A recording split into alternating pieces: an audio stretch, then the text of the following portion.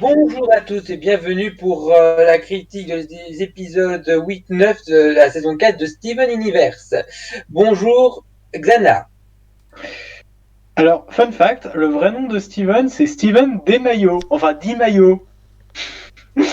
Moi, je dis c'est un signe. Bonjour CBRF.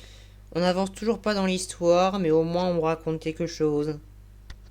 Bonjour moi-même. C'est un épisode vraiment sympathique par rapport au précédent. Au moins c'est bien. Et bonjour aux autres qui seront là en différé. On commence par Xana. Ce qui se passe, c'est que Steven va à la grange de Péridot et Lapis pour passer la nuit. Il les voit en train d'essayer d'étudier un peu les légumes, tout ça en mode mais à quoi ça sert machin, et à essayer d'en faire des vivants. Et du coup, Steven va les aider en créant une citrouille vivante qui se comporte comme un chien cette fois. D'accord. Je croyais que les trucs vivants qu'il créait, c'était pour ça se comportait comme un humain en fait. Ok, bon, repas. Et Et du coup, pourquoi la ce chien est citrouille elle a très pas sa attaché gueule? à Hein. Pourquoi la citrouille elle a pas sa gueule? Ouais, aussi. Et du coup, cette citrouille est très attachée à Steven jusqu'au moment où elle le voit dépecer une autre citrouille. Donc du coup, elle va se réfugier dans les bras de la pisse et Peridot qui est là, t'inquiète, cette brute ne va rien me faire. Ah, mais bon, c'est pas trop ça le cœur de l'épisode. Le cœur de l'épisode, c'est que Steven, euh, c'est que en gros, il y a un type qui arrive en mode mais qu'est-ce que vous foutez ici, dégagez de ma grange et tout ça. Donc il se fait vite fait maîtriser par la pisse. Et quand Greg et les gemmes arrivent, on apprend que ce mec, eh ben, c'est le cousin de Greg, donc le fils de l'oncle et la tante de Greg, donc ceux qui avaient la grange à la base, comme ça avait été expliqué dans la saison 2. Et du coup, le gars voit ça, il est en mode, mais qu'est-ce que c'est que dégagez de chez moi, bande de hippies. Oui, oui, oui, il les prend pour des hippies. Hein. Il y en a une qui a la peau verte, il y en a une qui a la peau bleue, Non, non, c'est des hippies. en fait, je pense pas ça. Enfin, c'est mon interprétation. Il est daltonien. Non, non, mais en fait, Grana, je pense vraiment qu'il sait ce que c'est que les gemmes globalement et qu'il les traite d'hippies parce qu'il sait pas trop comment les qualifier. Mais je pense qu'il sait ce que c'est, ce qu'elles sont. Ouais. C'est mon interprétation de l'épisode. Après, c'est pas forcément vrai.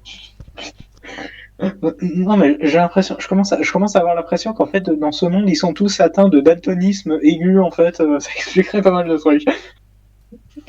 Bon, bref, voilà. Et Greg est là en mode, non, mais Andy, tu me reconnais pas. Et puis Andy qui est là, ah, bah, c'est toi, Greg. Attends, t'as un gamin? Et sa mère, c'est qui, machin? Et Andy voit que, bah, du coup, que c'est un peu sa famille, entre guillemets, sa famille du côté de son cousin. Quoi? La famille par alliance de son cousin. Donc du coup, il est pas très joyeux de voir ça. Et Steven, lui, comme il a un oncle maintenant, il veut un peu que les deux côtés de la famille s'entendent. Donc ils vont essayer de faire un repas de famille, en gros, comme le présentait l'oncle. Donc du coup, ils organisent un peu ça, ils récoltent les légumes et tout ça. Donc lui, il est là en mode, non mais vous êtes que des véganes en fait. Non, elle Je vais mange vous pas. montrer ce que c'est la vraie bouffe, machin. Ah mais vous avez désossé le vieux coucou de mes parents pour utiliser son moteur pour faire un four. Non mais sacrilège, machin truc. Donc le mec bien conservateur, machin truc. Voilà. Attends, hey, Mais conservateur ou qui a juste une valeur sentimentale pour ses anciennes affaires? ouais. Faut pas déconner, faut pas non plus Après, dire comme que il c'est un le dit, ça fait un bail conservateur, qu'il hein. est parvenu ici, quoi. Oui, faut pas dire que non plus que c'est un conservateur si le mec il aime juste les trucs de Mm. sa famille, hein. Faut pas déconner non Mm. plus. Mais j'ai l'impression que c'est ça que ça veut montrer en fait. Et du coup, ce qui se passe, c'est que mais plus le temps passe, plus il commence à s'habituer un peu au groupe, il s'acclimate un petit peu. Donc on le voit passer du bon temps avec Steven, machin, etc. Et du coup, ce qui se passe, c'est que lors du repas, il va un peu se sentir mal parce que tout le monde a fait quelque chose, mais lui, il sait pas trop ce qu'il a fait dans le lot. Et du coup, il y a Peridot qui lui dit non, mais grâce à toi, tout le monde est là, tout le monde est réuni, ça fait un bail que c'est pas arrivé. Euh, ouais. C'était quand la dernière fois qu'ils étaient tous réunis? Ouais, bon, ok. Et du coup, lui, il décide de s'en aller, voilà, que en fait, il aurait pas dû revenir ici, que qu'est-ce qu'il espérait, de toute façon, tout le monde, toute la famille s'était tirée sauf lui, et que voilà, et du coup, Steven le rattrape avec la piste, parce que voilà, le gars est venu en avion, donc il repart avec son avion, tout ça, et du coup, il suit la piste, voilà. Donc Steven le suit grâce à la piste. Et du coup, ce qui va se passer, c'est qu'il va sauter sur l'avion d'Andy. Ils vont se parler à cœur ouvert, tout ça. Et puis à un moment, Andy va perdre un peu le contrôle de son appareil. Steven va tomber. Andy va le sauver, va l'engueuler pour ce qu'il a fait. En mode, je te dis, ouais, tout ça. Et puis à la fin, ça revient avec Andy qui s'intègre pour de bon à cette famille. Enfin, à cette nouvelle famille recomposée, quoi. Ouais, c'est pas mal. Ah, en fait, j'arrête pas de dire depuis le début que 10 minutes ça marche pas. Mais comme là c'est un double épisode de 20 minutes, bah, en gros c'est un épisode normal. Et franchement, tu m'aurais servi des trucs comme ça dès le départ, ça m'aurait allé. Hein. Des trucs aussi, c'est pas mauvais, c'est bien. Je lui mettrai pas de pouce vert, mais c'est très bien hein, comme épisode. C'est très sympathique. Andy est très sympathique à suivre. En un épisode, il m'a plus convaincu que la quasi-totalité des persos. En C'est pour particulier les dire. principaux. Oui, voilà. Non, mais je veux dire, les persos dans les villes, les citoyens de Beach City, là, je suis désolé. Mais, sur la saison 4, mais en 4 saisons, j'en ai plus ou moins rien à foutre d'eux. J'aime bien la grand-mère, j'aime bien Billy, mais ils peuvent mourir, ça me ferait ni chaud ni froid. Voilà. Là, Andy, il a plus de capital sympathie. Même si au début, ça part très mal. Et honnêtement, je pense qu'on a plus vu dans cet épisode qu'on a vu la plupart des personnages secondaires. Hmm. Pas C'est, tout à fait. non, c'est un épisode qui c'est pas mal en soi. Non, ça me va très bien comme épisode. C'est pas transcendantal, mais c'est un peu mignon, c'est très sympathique à suivre. Non, ça me va. Ok, donc la parole à notre cher conseil. Encore un épisode où on résout le conflit en poursuivant les gens qui ne veulent pas de vous. C'est pas une très belle morale, hein. Cela dit, j'ai bien aimé l'épisode. Déjà, j'aime bien son concept. Déjà, faire un épisode sur le fameux oncle raciste, c'est déjà, c'est déjà, c'est déjà une idée en soi d'avoir un épisode dédié. Et puis montrer aussi que ce qu'il a surtout, c'est la peur du changement. Et je trouve ça assez intéressant. Sinon, je sais pas, à part pour avoir Comic Relief, je trouve que les premières minutes étaient un peu inutiles. Mais bon, à mon avis, c'était parce qu'il fallait remplir un peu l'épisode, parce que vu que c'est un double épisode. Et puis j'aime bien l'idée qu'il fasse un double épisode, juste pour pas pour un truc épique ou tout, euh, mais bien mais bien juste pour un truc émotionnel. Même si maintenant que j'y pense, les deux doubles épisodes qu'on a eu jusqu'à présent, le premier épisode c'était parce qu'on a retrouvé quelqu'un de la famille entre guillemets de Rosquad, c'est là parce qu'on retrouve quelqu'un de la famille de Greg. Voilà. J'aime bien le message sur la famille, aussi que ça apporte. Et qu'une famille, c'est pas naturel, ça doit se maintenir pour rester ensemble. Et puis je crois qu'il y a un petit message sur la famille recomposée aussi, donc c'est cool. Et sinon, ma scène préférée de l'épisode, c'est la scène de la table. Parce qu'on voit que quand Péridot rappelle son passé et qu'elle prend ça à la rigolade maintenant, c'est c'est drôle, ça. On sent l'alchimie des personnages. Et même quand après la paix fait une blague par rapport à elle et que seul Péridot, elle rit, ouais, ça rappelle les choses. Enfin bon, c'est cool comme épisode. La parole à Kael. Donc maintenant, on sait pourquoi Alexandrite peut cracher du feu. Parce que Améthyste, quand elle boit de l'huile d'olive, elle peut. C'est ce que nous aura appris cet épisode 8 et 9, hein, un double épisode, sur la saison 4 de Steven Universe avec la rencontre de Andy DeMaio, Donc DeMaio, le vrai nom de Steven, enfin le vrai ancien nom de Steven, vu que maintenant c'est Universe, donc on s'en fout à la limite. Le personnage d'Andy, on s'en fout. En fait, je me fous de cet épisode. Non. Et aussi loin que je me souvienne, je ne me souviens même pas qu'il revienne, Andy. Donc oui, c'est juste pour savoir le nom de famille de Steven. Après, tout n'est pas à jeter, c'est pour ça que je ne mettrai pas un pouce rouge. Parce que j'ai adoré la scène du repas. Pour une simple et bonne raison. Oui, tout le monde est ensemble. Bon, certes, il y a Andy en trop peut-être, mais tout le monde arrive à se parler. Vous auriez fait la même scène avec Connie. Je sais pas, moi j'aurais trouvé ça génial. Parce qu'on aurait eu vraiment des scènes de rigolade, tout ça. Alors oui, quand Peridot et Lapis se moquent d'elle-même, c'est drôle. Alors, ça dénigre un peu la série, mais on s'en fout. C'est drôle. Et j'ai vraiment aimé cette scène. Hein. Elle m'a lâché un petit sourire. Mais bon, une scène sur un épisode de 20 minutes, non, c'est qu'il y a un problème. C'est dommage, parce que vous pourriez faire des choses bien, mais vous ne les faites pas. Non, vous vous contentez de... Allez, on raconte une petite histoire comme ça. Non. Là, c'est vraiment ce qui m'énerve depuis le début de la saison, c'est qu'on n'a pas d'histoire construite, alors que Steven Universe... Je sais que la série peut être débile sur plein de points, mais moi, ce que j'aime dans Steven Universe, c'est quand t'as une histoire. L'histoire, je la trouve intéressante. Les mécaniques pour faire avancer cette histoire, je les trouve intéressantes. C'est pour ça que j'aime la série. Et là, cette saison 4, pour le moment, on a déjà fait plus d'un tiers des épisodes. Et elle n'a pas avancé. On n'a rien fait dans cette saison 4 pour l'instant. On a juste bouffé, dormi et parlé avec des gemmes. On a vu Onion. Non! Pour moi, non! Cette saison 4 est une aberration pour le moment. Et je pense que c'était l'une des saisons où justement je m'en souvenais le moins. Et je sais pourquoi j'ai pas voulu m'en souvenir, parce qu'elle l'a fait pas avancer l'histoire en fait. Et c'est pénible! C'est vraiment pénible! Moi, c'est ça que j'aime dans Steven Universe, c'est faire avancer une histoire qui va être intéressante. Certes, il y a des facilités scénaristiques, certes, des fois les personnages sont un peu débiles, mais l'histoire en elle-même, je l'ai trouvée intéressante, c'est mon goût, ok?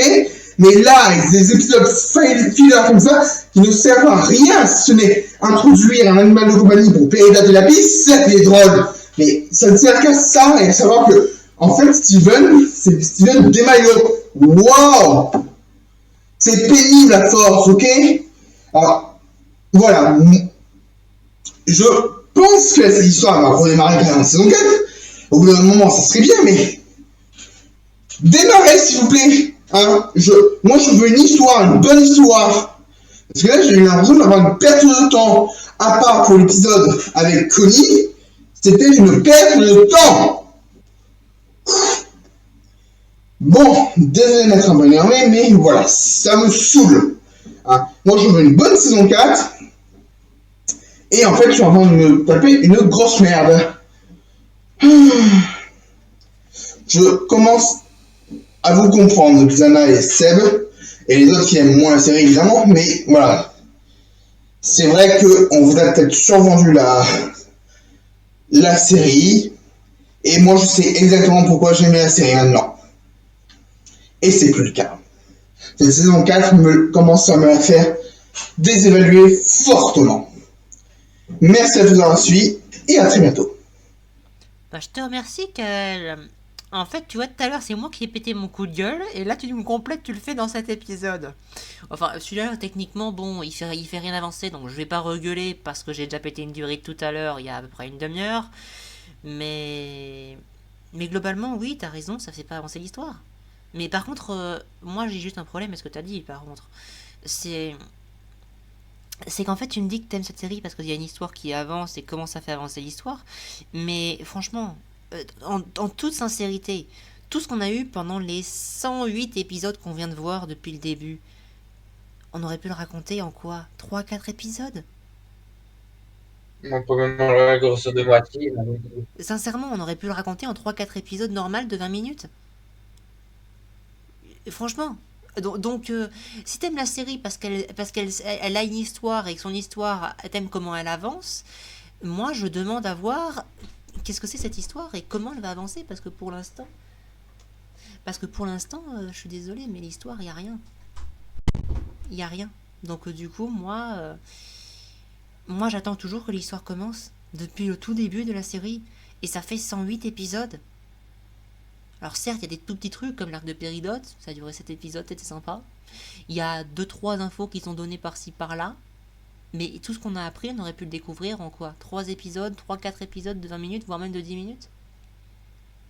Bon, 10 minutes, ça aurait peut-être été un peu rushé, donc allez, 3-4 épisodes de 20 minutes, ça aurait été bien. Et là, on a 108 épisodes sur 150. Une série entière qui fait 150 épisodes. L'histoire n'a... Allez, elle a commencé à 0,5% à 108 épisodes sur 150. Là, je suis désolé, je ne vais pas regueuler, mais c'est un énorme problème. Enfin bref, sur cet épisode, que dire? Bon, bah certes, on raconte rien, c'est très énervant, mais bon, au moins, cette fois, comparé à l'autre, c'est pas un truc sur Onion où il y a vraiment rien de chez rien. Là, au moins, même s'il raconte, il a fait pas avancer l'histoire, il raconte quelque chose cet épisode. Au minimum syndical, il raconte quelque chose. Donc moi, de toute façon, je vais certainement pas y mettre un pouce vert, je mettrai rien, parce que ça m'arrête pas un pouce vert, c'est un épisode normal, tout à fait normal. Mais voilà, quoi, sinon, j'ai pas grand chose à dire cet épisode. Il est sympa à voir, mais c'est un épisode qui aurait dû avoir lieu, je sais pas, au 2e épisode de la série. Ou, enfin, non, je sais pas moi, dans les 10 premiers épisodes, vous faites débarquer Péridote. Enfin, je sais pas moi, dans cette série, vous faites l'élément déclencheur au tout début de la série, c'est Péridote qui arrive et qui débouche sur le quotidien de nos personnages. Dans les 2-3 épisodes, vous l'avez fait capturer et vous la faites rejoindre, entre guillemets. Allez, 3 épisodes plus tard, elle est au même stade qu'aujourd'hui. Et vous faites cet épisode à ce moment-là.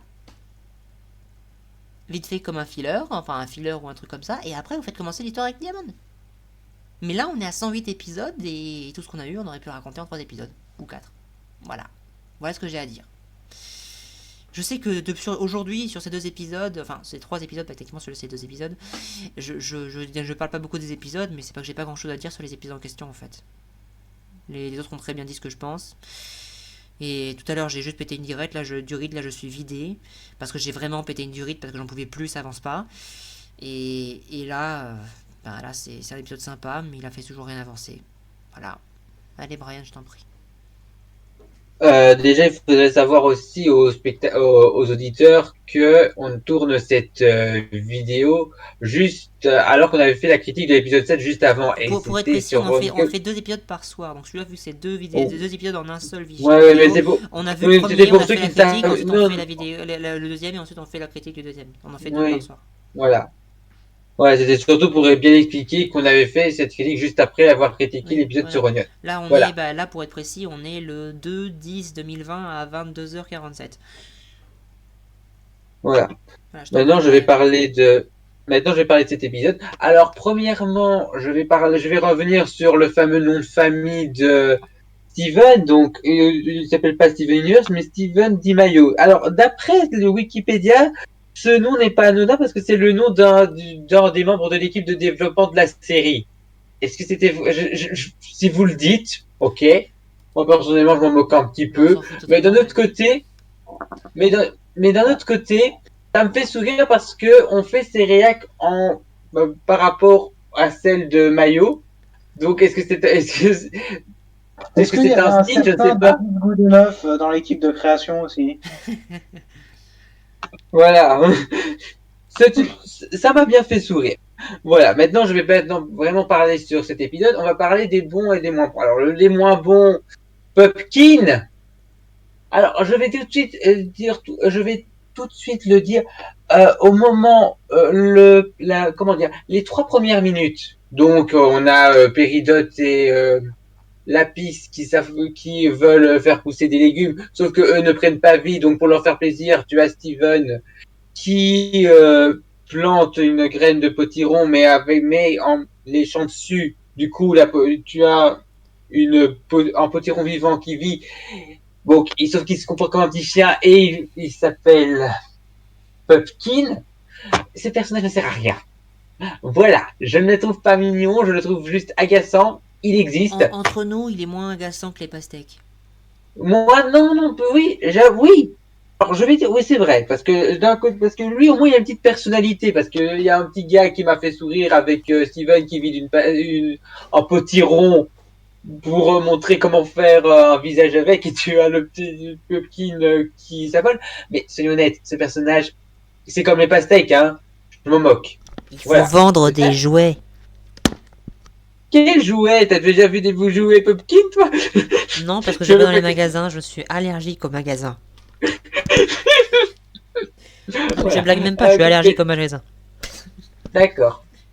Alors, maintenant, je vais parler au meilleur moment. Donc, déjà, on a un nouveau personnage qui arrive, qui s'avère être l'oncle de Steven, donc le cousin de Greg. Donc, on voit plus ou moins que Greg enfin, qui se sont séparés pendant plusieurs années. Donc, du coup, tu as Andy qui ne sait rien du tout de ce qui est devenu Greg et inversement, surtout ce qui ne sait pas de la famille. Mais tout ça pour arriver à une petite fête en famille. Je suis d'accord avec Conseil et Kael. J'aime beaucoup la scène de la table. Parce que franchement, tout le monde s'entend bien, à part Andy, mais je reviendrai, parce que lui, lui, il ne se sent pas à sa place. Parce que eux, ils se connaissent, ils partagent des trucs, et lui, il vient tout juste de débarquer. Donc, on a la scène avec l'avion, et c'est là que j'ai mon petit problème. Steven qui se rend pas compte du danger qu'il se met. Je veux bien qu'il demande à la piste de... en fait, j'ai un problème de taille, parce qu'il demande à la piste de l'accompagner, mais on avait vu dans un certain épisode de la saison 2 que Améthyste peut se transformer en hélicoptère. Pourquoi vous n'avez pas pensé à ça plus tôt en toute sécurité? Elle peut se transformer en chouette, elle peut se transformer en n'importe quel animal volant, hein, c'est pareil. Hein. Bah, je veux dire, non, mais on l'avait vu se transformer carrément en Après, hélicoptère dans l'épisode 25 de la saison 2. À la décharge de l'épisode, je pense que ce soit Améthyste ou Lapis qui l'aurait emmené, ça aurait pas changé grand-chose. Bah, j'en sais rien, parce que là, franchement, je mets carrément en danger et tout, hein. Moi, ils ont, Il se met en danger là, tout seul, en fait. Hein. quoi? Il se met en danger tout seul, en fait. Hein. Ouais. Mais c'est ça Bon, il se fait en qui danger. m'énerve Ok, avec attends, lui. bon, excuse-moi de te couper. Bon, il se met en danger comment en fait? En risquant de tomber dans le vide? Bon, on a vu qu'il avait un pouvoir qui lui permet de voler carrément. Alors moi, ça Ben me dérange justement, il pas. fonctionnait pas à ce moment-là, hein.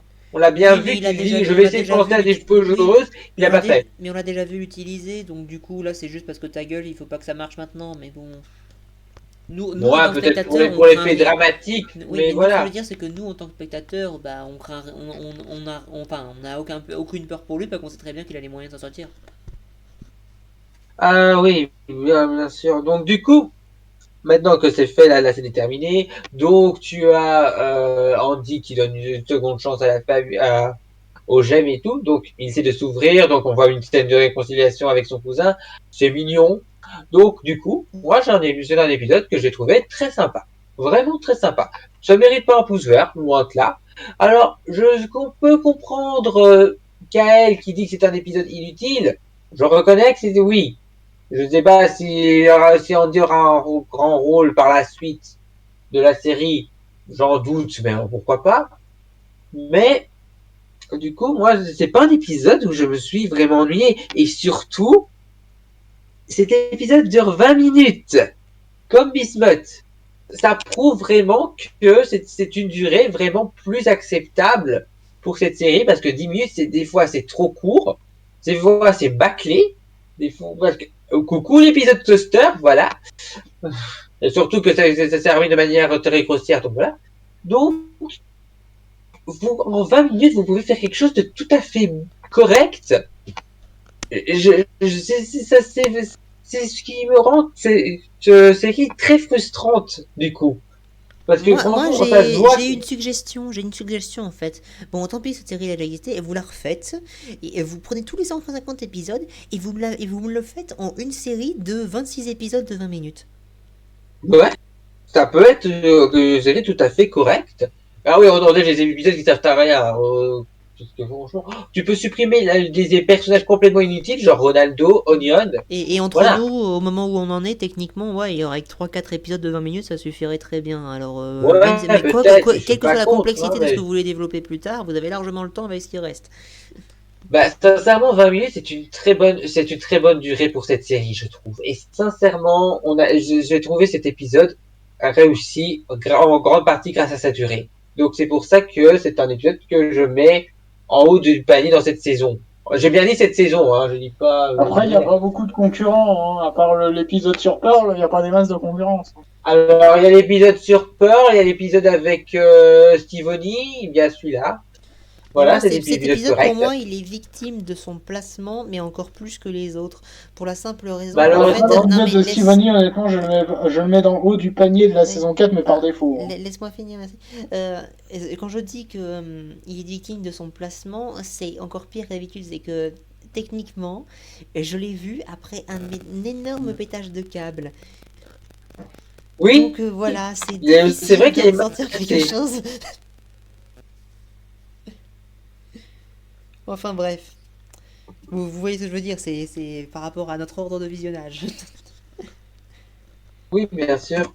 Enfin bref, du coup, Mais t'avais fini, maintenant, t'avais du fini coup, l'épisode de Ryan là, parce que du coup... Ah mais bah je le voilà, dis clairement, ils auront beau nous faire des bons épisodes dans la saison 5, là c'est mort. Hein. mais du coup, ça rend la série encore plus frustrante, du coup, Hmm. parce que Parce que, Je vais... on a parce beaucoup que il y a d'épisodes. un truc, il y a un truc qu'il faut se mettre dans le crâne. Une série qui est médiocre tout du long, enfin une série qui a des épisodes médiocres tout du long, qui a une qualité à peu près constante, on peut se dire soit les auteurs n'ont pas les compétences, soit ils avaient pas envie de te faire chier. Des fois Et c'est les deux. ça me fait poser un tout autre problème, du coup, mais cette fois-ci du côté des fans, parce que j'ai Brian, encore Brian, lu un... laisse Lana finir ta phrase, s'il te plaît. Ah, ok.